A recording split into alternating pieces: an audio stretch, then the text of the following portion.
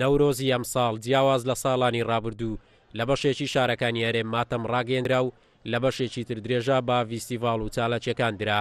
لە ھەولێر هاوڵاتیان پاڵپشتی خۆیان بۆ عەفرین و بەرخودانی کوردان لەو پارچەیەی کوردستان دووپات دەکەنەوە. هیوادارم ئەم جەژنە بێتە جەژنی سەرکەوتن نەک تەنها بۆ شاری عەفرین بۆ هەموو سەر تا سەریگەلی کوردستان لە هەر شوێنێک هەیە. پەیامم ئەوەیە هیوادارم لە کوردانی کوردستان لە هەر جێیەکی جیهان بن، هیوادارم ئەم نەورۆزە بێتە مای سەرکەوتن بۆ گەلی کوردستان، جەژنە پیرۆزەی خۆم بۆ چوار پارچەی کوردستان ئەرێرم.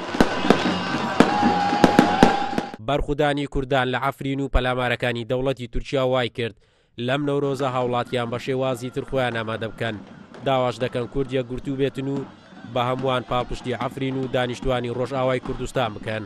ڕاست ئێمە خەمگین و بریندارین بە نسبەت گەلی کورد لە عەفرین و لە کەرکووک، بەڵام ئێمە دەمانەوێت بەم نەورۆزە بە دوژمنانی گەلی کورد برین، نەک بە شکاندنی پەیکەری کاوەی ئاسنگر، نەک بە شارێک و دووشار. ئێمە دەبینە پشکۆی ئاگر بۆ سەر دڵتان و بۆ ناو چاوتان. ئەو کەس و کارانەی کەوا شەهید بوون ئینشەڵڵا خۆی گەورە بە بەشتیان شادەبات، ئینشەڵڵا ئاخر نسیبەتی گەلی کوردە زۆر لەوە ناخۆشترمان تێپەڕاندیە، پشتیوانی بەخوای گەورە زۆر لەمە ناخۆشتمان تێپەڕاندی، ئینشەڵڵا سەرکەوتوو بێ گەلی کورد.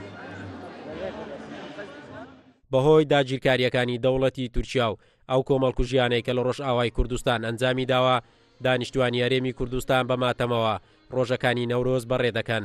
بە پێویستی دەزانن کۆمەڵگای نێودەوڵەتی ڕۆڵی خۆی بژێڕێت بۆ ڕاگررتنی هێرشەکانی دەوڵەتی تورکیا بۆ سەرگەلی کورد. قارەمان جەوهەر، کورسات نیوز، ھەولێر.